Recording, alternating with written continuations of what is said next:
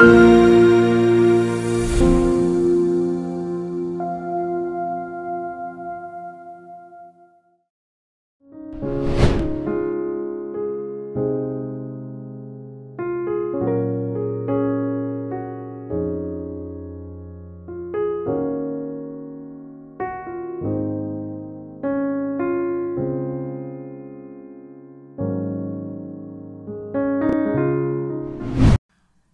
직후에 울산에서 머리에 동태를 이고 다니면서 팔아서 살아가고 있는 한 젊은 여집사가 있었습니다. 이 여집사는 비록 동태를 이고 다니며 팔고 있기는 하지만 그 마음에는 간절한 소망이 하나 있었습니다. 그 소원은 자기가 다니는 교회 건물이 너무나 낡고 허름하고 오래돼서 비만 오면 줄줄 새는 건물이었기 때문에 그 교회를 새로 짓고 싶다는 소망이었습니다. 그래서 날마다 동태를 입고 이 마을 저 마을을 다니면서도 계속 기도했습니다. 하나님, 우리 교회당을 새로 좀 지을 수 있도록 은혜를 주시면 좋겠습니다. 그러나 그렇게 기도한 지 10년이 지났지만 별로 달라지는 게 아무것도 없었습니다. 그래서 하나님께서 내 기도를 안 들어주시나 보다 그러면서 그날도 기도하다가 어느 집 앞을 지나가는데 할머니 한 분이 이분을 부릅니다. 동태장사 아줌마, 동태장사 아줌마 부릅니다. 그래서 이렇게 돌아보니까 잠깐 보자는 거예요. 갔더니 복주머니 하나를 이렇게 주면서 이 복주머니에 내가 지금까지 모아온 동전인데 내가 동태가 먹고 싶은데 이 복주머니 줄 테니까 그 동태 한 상자하고 바꾸자고 이러는 겁니다. 그래서 보니까 그 동전이 들었으면 얼마나 들었겠어요. 그 복주머니 안에. 동태값은 안 될 것 같은데 평생을 모았다고 할머니가 동태가 먹고 싶다는데 그냥 그러자고 그래가지고 그 복주머니를 받고 동태 한 상자를 바꿨습니다. 그리고 이제 집으로 와가지고 그 복주머니를 열어보니까 아닌 게 아니라 동전은 쭉 세어보니까 동태값에는 한참 모자랐습니다. 그런데 그 안에 요상하게 생긴 물건이 하나 들어있습니다. 그래서 이게 뭔가 어떻게 보면 아주 진귀한 거고 어떻게 보면 아무 쓸모없는 거고 이게 도대체 이해를 못하겠는 거예요. 그래서 그걸 가지고 목사님께로 갔습니다. 목사님, 어디서 내가 이런 게 하나 얻었는데 이게 뭔지 모르겠습니다. 목사님도 이렇게 보고 저렇게 보더니 아무리 봐도 나도 잘 모르겠다고, 어떻게 보면 진귀한 것 같고 어떻게 보면 가치 없는 것 같기도 한데 잘 모르겠다고, 한번 내가 다음에 알아볼 테니까 좀 기다리라고. 그래가지고 서울 갈 일이 있어서 가면서 그걸 가지고 가서 인사동 골목에 가서 어느 가게에 들어가서 주인에게 이 감정을 의뢰했습니다. 이게 얼마나 되냐고. 그러니까 주인이 이렇게 보고 한참을 보더니 이렇게 쳐다보니 10만 원 줄 테니까 팔라고 그러는 겁니다. 그 당시 10만 원이면 오늘날에 한 1,000만 원 정도의 가치가 가는 거예요. 그러니까 이게 돈이 되는 거로구나 이렇게 목사님이 얼른 생각을 했습니다. 그래서 아니라고, 내가 다른 가게에 가서 한번 좀 내 감정을 더 해봐야 되겠다고. 그러니까 그러면 100만 원 줄 테니까 팔라고 그러는 겁니다. 그 가게 주인이 이게 돈이 되는 거구나 그렇게 생각해서 안 판다고. 그러니까 200만 원 300만 원 그러더니 올라가는 것이 끝까지 올라갔는데 600만까지 올라갔어요 이제. 근데 더 이상 안 올라갈 것 같아. 그래서 목사님이 600만 원을 받고 팔았습니다. 그래가지고 600만 원을 들고 와서 그 여집사에게 주니까 여집사가 울면서 하나님께서 내 기도를 들어주셨다고, 내가 교회당을 짓고 싶었는데 이 기도를 들어주셨다고 그러면서 600만 원 중에 300만 원을 딱 떼어서 건축원금을 하는 거예요. 그 당시 300만 원이면 엄청난 돈이었죠. 300만 원을 떼어서 건축원금을 딱 하고 300만 원을 가지고 100만 원은 그 할머니 집을 찾아갔습니다. 그래서 그 할머니한테, 그 할머니도 뭐가 뭔지도 모르고 그냥 어디서 산에 갔다가 주워 갖고 넣어놓은 거예요 거기다 지금. 그러니까 그 할머니한테 가서 100만 원을 드리고 그리고 200만 원을 가지고 뭘 할까 하는데 바로 그 건너편에 바닷가에 있는 허름한 땅, 모래밖에, 그리고 그 아무것도 없는 자갈밖에 없는 그 아주 가치 없는 땅인데 그게 자꾸 생각나는 거예요. 그래서 그럼 저 알아보자. 그래서 얼마나 하나 알아보니까 평당 300만 원, 아니 300원, 평당 300원. 뭐 그 당시에 그렇죠. 평당 300원. 그래가지고 5,000평을 이제 150만 원을 주고 샀습니다. 그렇게 사놓고 몇 년이 지났는데 어떤 신사분들이 차가용을 몰고 오더니 땅 주인을 찾는 거예요. 그래 내가 기다고. 그러니까 저거 팔라고 그러는 거예요. 그래서 얼마나 줄 거냐고. 그러니까 1억을 주겠다는 거예요. 근데 요게 돈이 가치 있는 거구나 이렇게 생각하고 그 여집사가 안 팔겠다고. 그러니까 그 값을 주겠다고 해서 올렸는데 29억을 받고 팔은 거예요. 그러니까 150만 원 주고 사가지고 29억을 받고 파는 거야. 그래가지고 그거 팔자마자 목사님을 찾아갔습니다. 목사님, 교회당 새로 짓는데 얼마나 듭니까? 그러니까 2억이면 된다고. 그러니까 2억을 헌금한 거예요, 교회다가.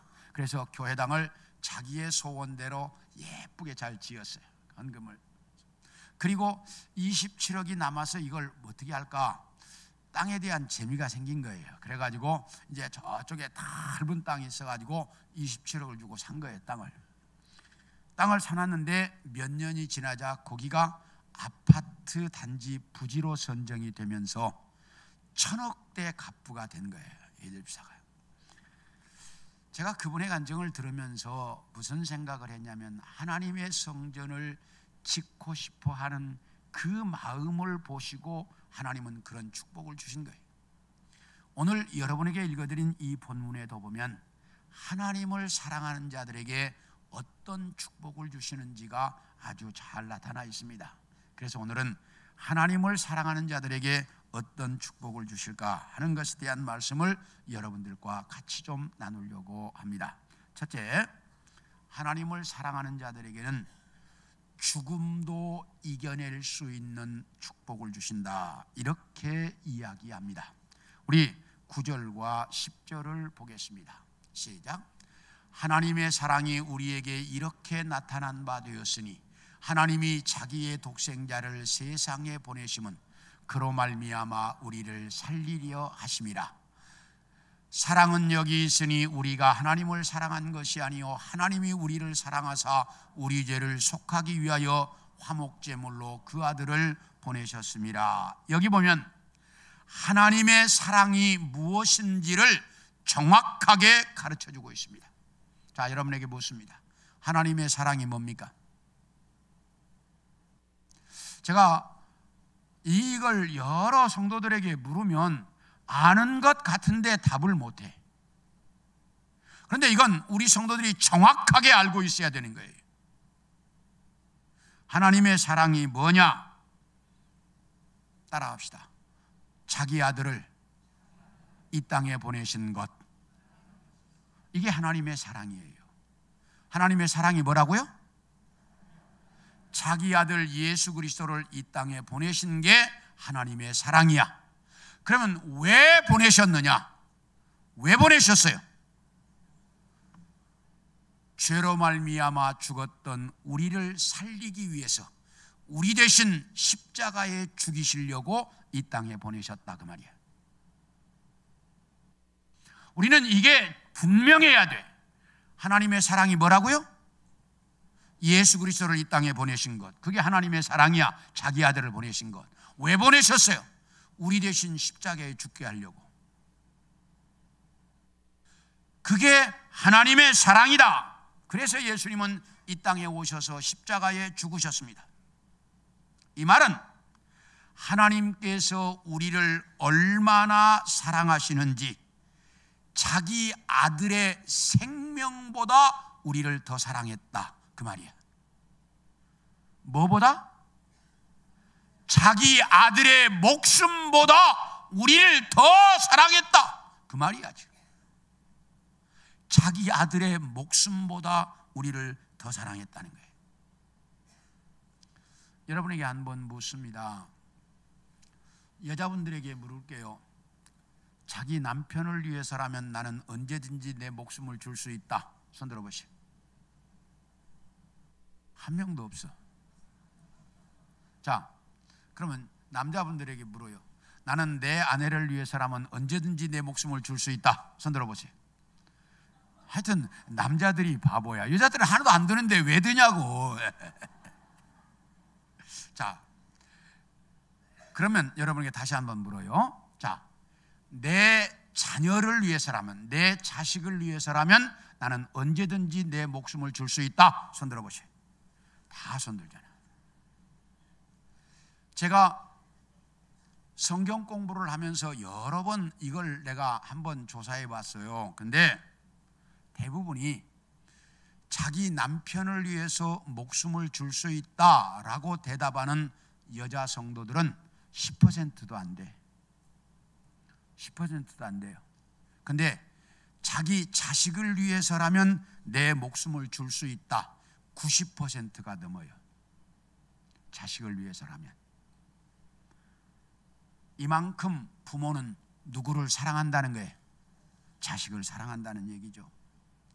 그런데 하나님은 그 사랑하는 자식, 그것도 하나밖에 없는 독생자를 우리를 위해 십자가에 죽이시려고 이 땅에 보내셨다. 이렇게 말한다.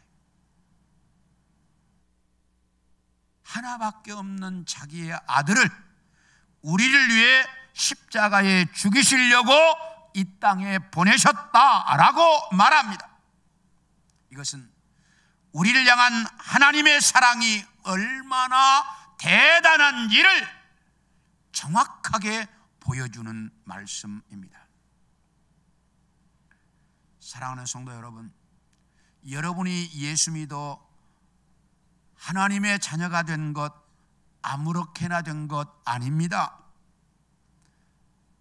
여러분이 하나님의 자녀가 된 것 별것 아니라고 생각하지 마십시오. 그게 아무렇게나 되는 거 아니에요.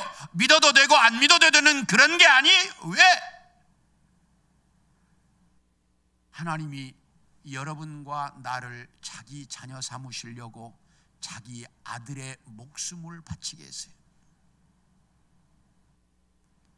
자기 아들의 생명을 바쳐서 여러분과 저를 예수 믿게 만들었다, 그 말이에요.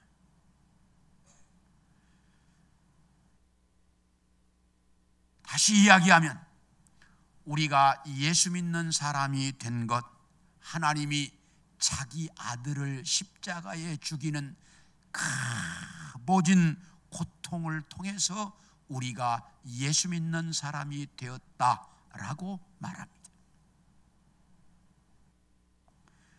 우리는 이렇게 어마어마한 하나님의 사랑을 받고 있는 사람들이다 라고 말한다, 그 말이. 얼마나 사랑하느냐? 자기 아들의 생명보다 더 사랑한대. 여러분, 우리는 우리 자신이 어떤 존재인지를 정확히 알아야 돼요. 하나님이 자기 아들의 목숨보다 더 사랑하는 사람, 그게 누구예요? 나예요. 우리의 사랑은 이렇게 자기 아들을 죽일 수도 있을 만큼 엄청난 힘을 가지고 있는 것이 사랑이다 라고 말합니다. 우리 사도행전 21장 13절을 보겠습니다. 시작. 바울이 대답하되 여러분이 어찌하여 울어 내 마음을 상하게 하느냐? 나는 주 예수의 이름을 위하여 결박당할 뿐 아니라 예루살렘에서 죽을 것도 각오했다. 이게 무슨 말이냐면, 바울이 제3차 전도여행을 마치고 서바나 스페인으로 가서 전도하고 싶었습니다. 그런데 그 지역의 성도들이 헌금을 해서 주면서 예루살렘 교회가 지금 어렵다는데 이거 가지고 와서 예루살렘 교회 좀 도와달라고 해서 헌금을 전달해야 하는 일과, 또 하나는 이방인이 예수 믿으면 유대인들과 똑같이 믿으면 하나님의 자녀가 된다고 하는 것을 예루살렘에 살고 있는 유대인들에게 가르쳐야 할 사명 때문에 어쩔 수 없이 서바나로 가지 못하고 예루살렘으로 가고 있었습니다. 예루살렘으로 가는 도중에 그 당시 로마 총독부가 있었던 가이사라에 도착을 했는데, 가이사라에 도착을 해서 빌립 집사의 집에 머물고 있을 때인데 아가보라고 하는 한 선지자가 찾아오더니 바울의 허리띠를 좀 풀어가지고 가더니 자기의 손발을 묶고 이렇게 말합니다. 성령께서 나에게 알려주셨는데 이 띠의 주인, 그러니까 바울이죠. 이 띠의 주인이 예루살렘으로 올라가면 지금 나처럼 이렇게 손발이 묶여서 이방인에게 넘겨줄 것이라고 알려주셨습니다 라고 말합니다. 그러니까 빌립 집사를 중심으로 그 가정에 있던 모든 사람들이 바울을 붙들고 울면서 예루살렘으로 가지 말라고, 가면 죽는다고 이렇게 사정을 합니다. 그러니까 바울이 이야기합니다. 여러분, 왜 울어서 내 마음을 힘들게 합니까? 나도 압니다. 내가 예루살렘으로 올라가면 이렇게 묶여서 이방인에게 넘겨질 것이고 어쩌면 죽을지도 모릅니다. 그러나 나는 내가 사랑하는 내 주님을 위해서라면 이렇게 묶이는 건 아무것도 아니고 내가 죽는다 해도 나는 전혀 두려워하지 않습니다 라고 이야기하고 있습니다. 왜? 바울이 예수 그리스도를 얼마나 사랑했는지 자기의 목숨보다 더 사랑했다는 말이 죽어도 자기는 전혀 상관이 없다는, 주님을 위해서라면 주님을 위한 사랑이 자기의 목숨보다 더 귀했던 것입니다. 여러분, In God we trust, 하나님이 계신다는 것을 우리는 믿습니다. In God we trust라고 하는 문구가 어디에 있는 문구인지 아십니까? 이 문구는 미국이 발행하는 모든 지폐, 돈에 새겨져 있는 문구입니다. 미국은 1불에서부터 100불까지 모든 돈에 다 똑같이 이 문구를 새기고 있습니다. 우리 한번 사진을 보여주시겠습니다. 저게 1불짜리입니다. 1달러짜리인데 다시 1달러짜리 보면 원이라고 써있는 그 위에 뭐라고 되셨어요? In God we trust라고 써있죠? 1불짜리에 써있고, 그 다음 10불짜리요. 이게 10불짜리입니다. 그 은행 건물처럼 미국 백악관이 있고 그 위에 뭐라고 써있어요? In God we trust라고 써있죠?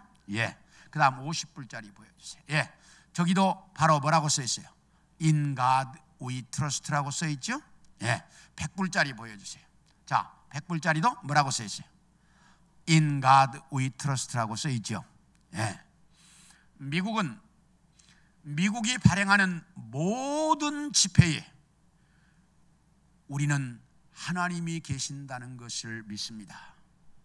이 신앙 고백의 문구가 새겨져 있습니다.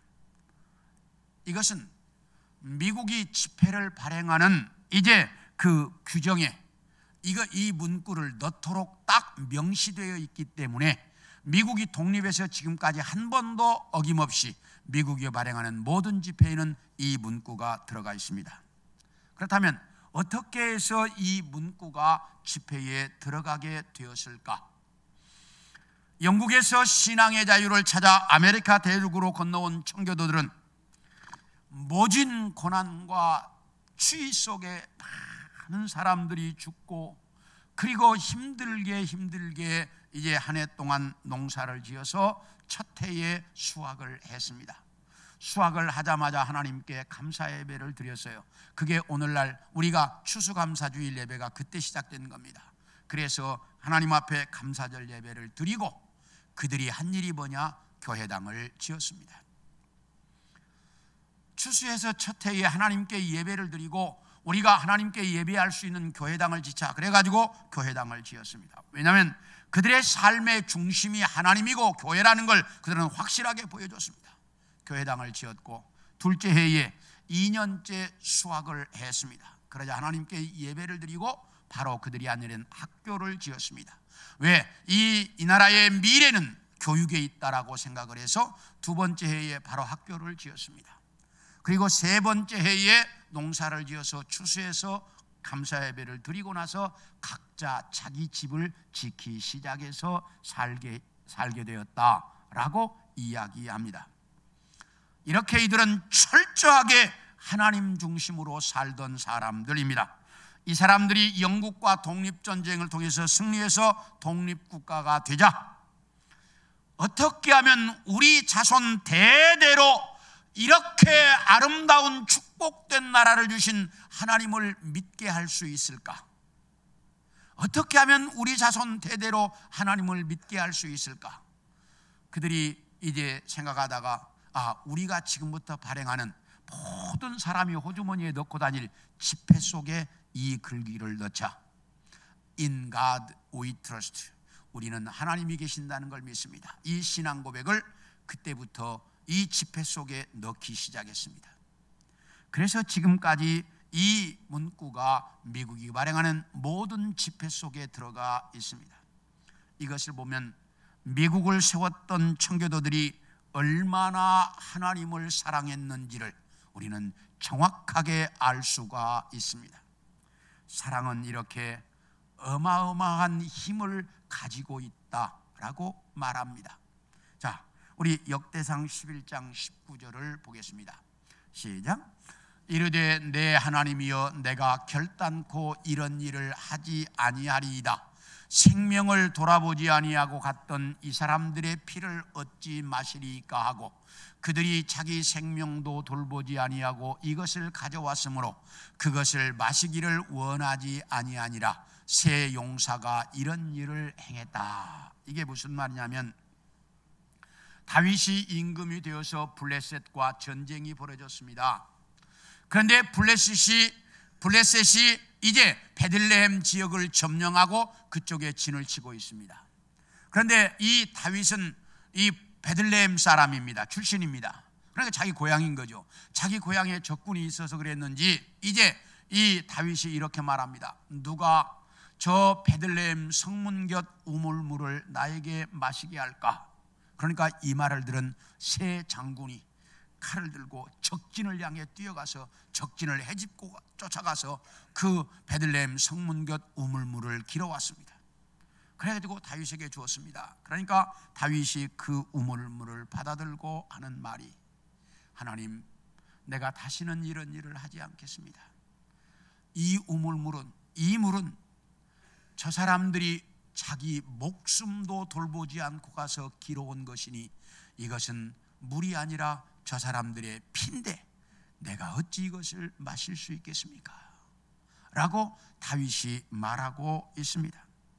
다시 이야기하면 이 장군들은 다윗을 위해서라면 자기들의 목숨도 아깝지 않게 줄 수 있을 만큼 다윗을 사랑했다는 말입니다. 사랑하는 성도 여러분, 하나님은 자기 아들의 목숨보다 우리를 더 사랑하셨습니다. 이렇게 어마어마한 사랑을 받고 있는 것이 여러분과 저입니다. 하나님이 자기 아들보다 더 사랑하는 것, 자기 아들보다 더 사랑하는 사람, 그게 바로 우리라는 사실을 잊지 마십시오. 한번 따라합시다. 나는 하나님이 자기 아들보다 더 사랑하는 사람이다. 하나님이 자기 아들보다 더 사랑하는 나라는 사람이 어떤 존재인지를 정확하게 알고 살아가는 우리 성도들이 되어질 수 있기를 소원합니다. 네. 다음으로 하나님을 사랑하는 자들에게는 세상 모든 두려움을 다 이기게 하는 축복을 주신다라고 말합니다. 우리 18절을 읽겠습니다. 시작. 사랑 안에 두려움이 없고 온전한 사랑이 두려움을 내쫓나니 두려움에는 형벌이 있으므라. 두려워하는 자는 사랑 안에서 온전히 이루지 못하였느니라. 여기 보면 사랑 안에 두려움이 없고 온전한 사랑이 두려움을 뭐 한다고요? 내쫓는다라고 말씀하고 있습니다. 예일대학의 존 도널드라고 하는 교수는 대부분의 인간들은 그 마음속에 7가지의 두려움을 가지고 산다라고 말했습니다. 첫째, 실패에 대한 두려움. 둘째, 이성에 대한 두려움. 셋째, 자기 약점에 대한 두려움. 넷째, 불신에 대한 두려움. 다섯째, 내 머릿속에서 떠오르는 두려움, 6번째 말의 실수에 대한 두려움, 7번째 혼자 있는 것에 대한 두려움 등 현대인들은 이런 수많은 두려움 속에 살다 보니 우울증에 걸리기도 하고 폐쇄적인 삶을 살기도 하고 대인관계를 원만하게 하지 못해서 불안한 인생을 살아가는 사람들이 너무나 많다라고 말했습니다. 참 이렇게 많은 두려움 속에 사는데 우리 사무엘상 18장 12절을 봅니다. 시작. 여호와께서 사울을 떠나 다윗과 함께 계심으로 사울이 그를 두려워한지라. 여기 보면 다윗이 골리앗을 죽였습니다. 그래서 블레셋과의 전쟁에서 이스라엘이 승리했습니다. 이스라엘이 그 전쟁에서 승리하고 개선가를 부르면서 돌아옵니다. 그러니까 이스라엘 나라의 수많은 여인들이 길가에 나와서 이 개선하는 군대를 환영하며 춤을 추고 노래를 합니다. 그런데 그 노래하는 가사가 뭐라고 되느냐? 사울은 천천히요 다윗은 만만이다, 이렇게 노래를 합니다. 그러니까 그 노래를 들은 사울 임금이 분노했습니다. 이게 말이 되냐고. 그리고 그 다음 날 사울 임금에게 악령이 내렸습니다. 악령이 내리자 정신착란 증세가 나타납니다. 그러니까 다윗이 수금을 연주했습니다. 수금을 연주해서 사울 임금에게 내렸던 악령을 쫓아냈습니다. 이 사울 임금이 정신이 온전해졌습니다. 그러면 다윗에게 고맙다고 해야 될 거 아니에요? 그런데 다윗을 죽이겠다고 곁에 있는 창을 들어서 다윗을 향해 내리쳤습니다. 그러니까 다윗이 피함으로 그 창을 2번이나 던졌는데 다윗이 피해서 살았다. 그런데 그때 뭐라고 말하냐? 사울 임금이 다윗을 두려워했다라고 말합니다. 이 본문은 쉽게 이해가 잘 안 되는 본문입니다. 왜냐하면 그 당시 사울은 나라의 왕이에요. 나라의 왕으로서 기골이 얼마나 장대한지 보통 사람보다 머리 하나가 더 있었다고 그랬어요. 그렇게 기골이 장대한 임금이고 다윗은 저 시골에서 양치는 목동에다가 조그마한 아직 소년입니다. 그런데 그런 임금이 그 조그마한 소년 다윗을 왜 두려워하냐 그 말이야. 어떻게 두려워할 수가 있느냐 그 말이야. 그것은 다윗 안에는 하나님의 영인 성령이 있었고 사울 임금 안에는 하나님의 영이 떠나고 악령이 있었습니다. 그렇기 때문에 사울 임금 안에 있는 악령이 다윗 안에 있는 성령을 보자 두려워한 거예요. 이게 중요한 이야기입니다. 이것처럼 세상 사람들은 우리를 두려워하고 있다는 겁니다. 여러분에게 한번 묻습니다. 여러분 안에는 성령이 계십니까? 저 위층, 여러분 안에는 성령이 계십니까? 확실합니까? 네. 여러분 안에 성령이 계신다면 세상 사람들은 여러분을 두려워하게 되어 있습니다. 왜? 세상 사람들에게는 성령이 없고 하나님의 영이 있으니까 영적으로 우리를 두려워하게 되어 있습니다. 그러면 두려워하는 증거가 뭘까? 두려워하는 증거가 뭘까? 예수 믿는다고 하면 괜히 뭐예요? 싫어하고 미워합니다. 그러죠? 네. 자기들은 늘 그짓거리 하고 살아. 그러면서 예수 믿는 사람들이 한 번 하면 뭐라 그래요? 에? 예수 믿는 것들이 저지른다고 그래요. 그래요 안 그래요? 다 그렇습니다. 왜 그러는 줄 압니까? 물론 예수 믿는 사람들이 잘못해서 그러면 그건 고쳐야 돼. 근데 세상 사람들이 그래서 그런 거 아니에요. 자기들 안에 성령이 없고 우리 안에 성령이 있기 때문에 두려워하는 거예요.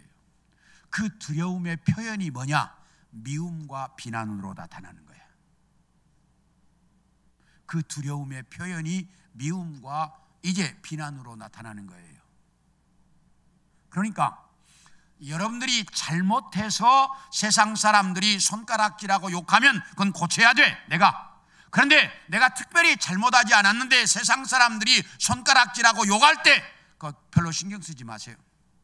반응 자꾸 하지 마세요. 왜? 그게 두려움의 표현이야. 그 사람들이 나를 두려워하기 때문에 하는 거예요. 왜?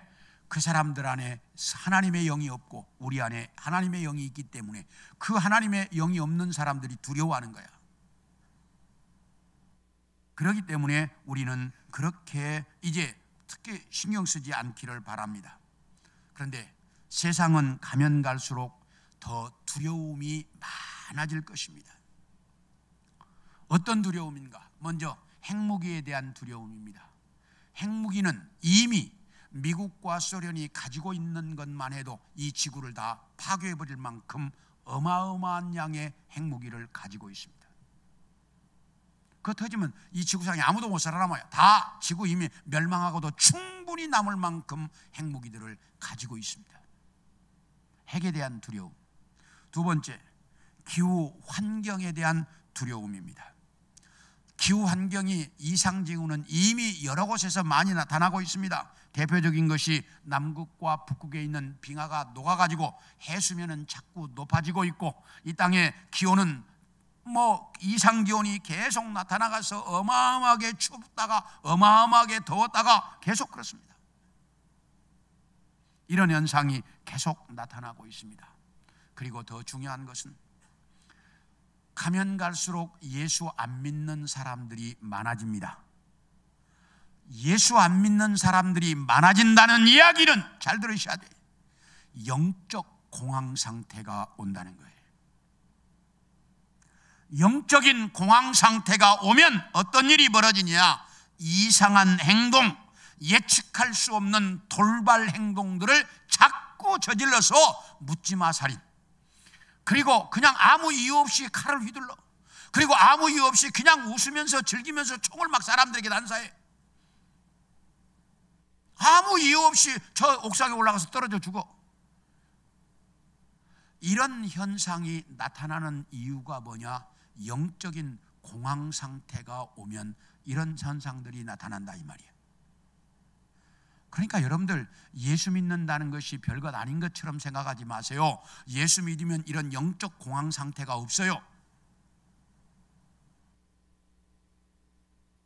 믿음이 없으니까 영적 공황 상태가 오니까 그런 현상들이 나타나는 거예요. 그리고 이 영적 공황 상태가 되면 우울증, 조현증 같은 정신질환들이 계속 늘어간다는 거예요. 그렇기 때문에 이 세상은 가면 갈수록 더 두려운 일들이 많이 나타날 것입니다. 프랑스에서 실제로 있었던 일이고 우리나라 TV에서 한번 이 사건을 방영한 적도 있습니다. 무슨 이야기냐면 프랑스 어떤 도시에 있는 시의원인 셰프라고 하는 사람이 자기 지역의 한 지역을 개발하게 되었습니다. 자기 지역에 개발하는 것은 좋은데 자기에게도 엄청난 이득이 오는 거예요. 그러니까 이 개발을 강력하게 추진해서 개발을 하는데, 그런데 개발하는 건 좋은데 문제는 그 개발하는 지역에 살고 있던 사람들이 쫓겨나야 한다는 사실이었습니다. 그래서 이 개발하는 지역에 살고 있던 사람들이 개발을 반대합니다. 시의원 셰프를 찾아와서 멈추어 달라고 계속 강의를 합니다. 그런데 멈추지 않습니다. 왜? 자기에게도 엄청난 이득이 오니까. 그래가지고 이 추진을 하니까 그 지역 주민들이 와가지고 협박을 합니다. 당신 계속 멈추지 않고 하면 당신 죽이겠다고. 그런데 이게 말로 끝나는 게 아니라 너무 위협을 느꼈습니다. 그러니까 이 사람이 맹견, 잘 훈련된 맹견을 한 마리 데리고 다니고, 그리고 총을 지니고 다니고 폭약을 가지고 다녔습니다. 왜? 문제가 너무 사회의 위협을 느끼니까. 그러던 어느 날 지역을 갔는데 그 지역에 반대하는 청년들이 쫓아오면서 이렇게 합니다. 이 나라에서 철거해야 할 첫 번째 대상은 이 지역이 아니라 당신 같은 사람이라고. 이러면서 이 체포원을 죽이겠다고 쫓아옵니다. 그러니까 이 체포원이 그 가지고 있던 폭약에다가 불을 붙여서 확 던졌습니다. 그러니까 폭탄이 날아오니까 그 쫓아오던 사람들이 막 걸음아 나 살려라고 도망갑니다. 그런데 그때 자기 옆에 있던 잘 훈련된 맹견이 쏜살같이 쫓아가더니 딱 물고는 돌아옵니다. 왜? 맹견은 그런 훈련이 잘 되시니까 주인이 던지면 물고 오잖아요. 이게 훈련이 잘 되시니까 폭탄을 던졌는데 맹견이 쫓아가더니 딱 물고 돌아오는 겁니다. 물고 돌아와서 주인에게 도착하는 순간 폭탄이 폭발해가지고 그 시원 체프도 죽고 맹견도 죽었습니다. 실제로 이게 프랑스에서 있었던 사건입니다. 살해 위협에 대한 두려움이 결국은 누구를 죽였습니까? 자기 자신을 죽였습니다. 세상은 가면 갈수록 이런 두려움이 계속 넘쳐날 것이고 많아질 것이고 우리를 힘들게 할 것입니다. 그런데 오늘 본문이 뭐라고 말합니까? 따라합시다. 사랑이, 크게 해요. 사랑이 이 모든 두려움을 이기게 한다. 오늘 본문이 정확해요. 사랑은 이 모든 두려움에서 너를 해방시켜 줄 것이라고 말합니다. 너를 이제 다 벗어나게 해줄 것이라고 말합니다. 사랑하는 성도 여러분, 하나님에 대한 사랑, 이웃에 대한 사랑, 내 자신에 대한 사랑, 이 사랑만이 이런 모든 두려움에서 나를 지켜줄 것입니다. 이기게 해주실 것입니다. 이 모든 두려움을 다 듣고 일어서게 해줄 것입니다. 이렇게 사랑하고 살아갈 수 있기를 축원합니다. 마지막으로 하나님을 사랑하는 자들에게는 따라합시다. 주 안에서 한 형제 자매가 되게 된다. 하나님을 사랑하는 자들에게는 주 안에서 한 형제 자매가 되는 축복을 주신다라고 말합니다. 우리 20절을 보겠습니다. 시작. 누구든지 하나님을 사랑하노라 하고 그 형제를 미워하면 이는 거짓말한 자니 보는 바 그 형제를 사랑하지 아니하는 자는 보지 못하는 바 하나님을 사랑할 수 없느니라. 여기 뭐라? 하나님을 사랑한다고 하면서 형제를 미워하면 그 사람은 거짓말쟁이다. 왜? 보이는 형제도 사랑하지 못하는 사람이 어떻게 보이지 않는 하나님을 사랑할 수 있겠느냐 그 말이에요.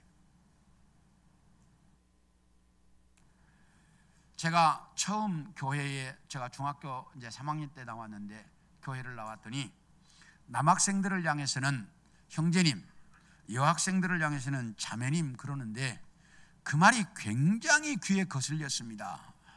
아주 형식적으로 들리고 이 말이 아주 거부감이 들었습니다. 그래서 저는 형제님, 자매님 이렇게 부르는 건 거의 잘 안 합니다만은 왜 우리를 형제요 자매라고 부릅니까? 우리가 예수 믿으면 모두가 주님의 자녀가 되었기 때문입니다. 그렇죠? 예.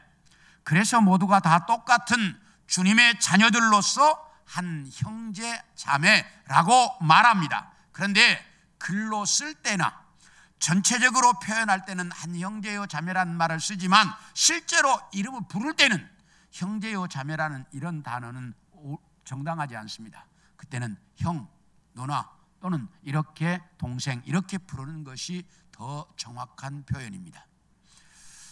왜냐하면 우리는 주 안에서 실제로 한 형제 자매가 되었기 때문입니다.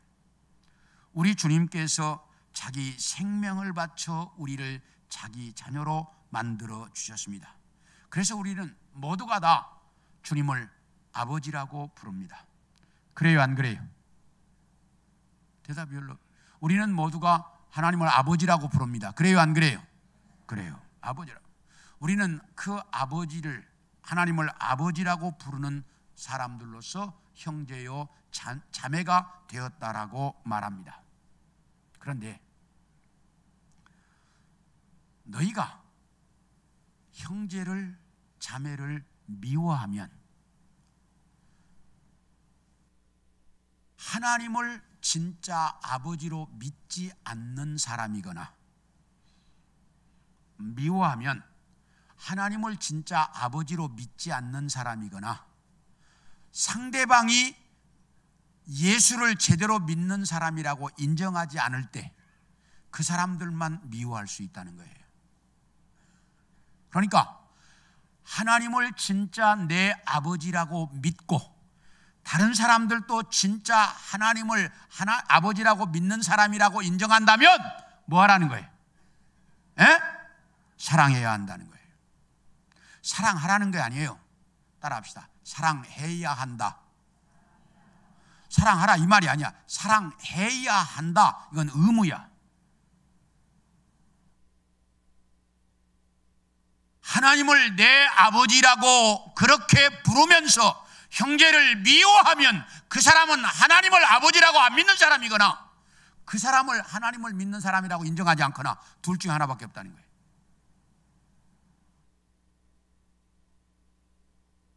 그러므로 너희는 형제를 사랑해라. 이렇게 말씀하고 있습니다. 그런데 우리 성도들을 보면 왜 그렇게 말이 많은지 모르겠어요. 뒤에서 무슨 쑥덕공론들이 그렇게 많은지 모이면 목사 비난하고 저에 대해서 비난해도 괜찮아. 이제 얼마 안 남았어 나 이제. 괜찮아. 그렇게 비난할 게 많은지 목사욕하고 장로들 비난하고 권사들 비난하고 집사들 비난하고 셀 리더들 비난하고. 잘 들으세요. 따라합시다. 내가 비난하면 큰 소리로 내가 비난하면 그 비난이 나에게로 온다. 다 나한테로 오는 거야. 다른 사람 가는 거 아니에요. 다 나한테로 와. 어떻게 하나님을 아버지라고 믿는 사람들이 서로 미워하고 싸우고 질투하고 사느냐 그 말이야. 그건 거짓말쟁이들이라 하는 짓이라는 거예요. 하나님을 내 아버지라고 믿는다면 형제를 사랑해라. 자매를 사랑해라. 이제 원하기는 우리 성도들 다 완전한 사람 이 세상에 아무도 없어요. 다 어딘가 부족하고 실수하고 모자라고 다 그래. 모자라고 부족하고 실수해도 그들을 뭐 해야 돼? 사랑하라고 해요. 그것이 우리에게 하나님께서 주신 명령이에요. 그러므로 우리 서로 사랑하며 살 수 있기를 축원합니다. 이렇게 사랑하고 살면 너희 안에 두려움을 다 이기게 해줄 것이며 너희의 목숨도 다 이길 수 있도록 생명, 죽음도 이길 수 있도록 내가 만들어주겠다 라고 주님께서 말씀합니다. 이제 원하기는 우리 성도들 모두가 진실로 사랑하고 그렇게 하나님의 사랑을 실천하며 살아가는 우리 성도들 모두가 되어줄 수 있기를 축원합니다.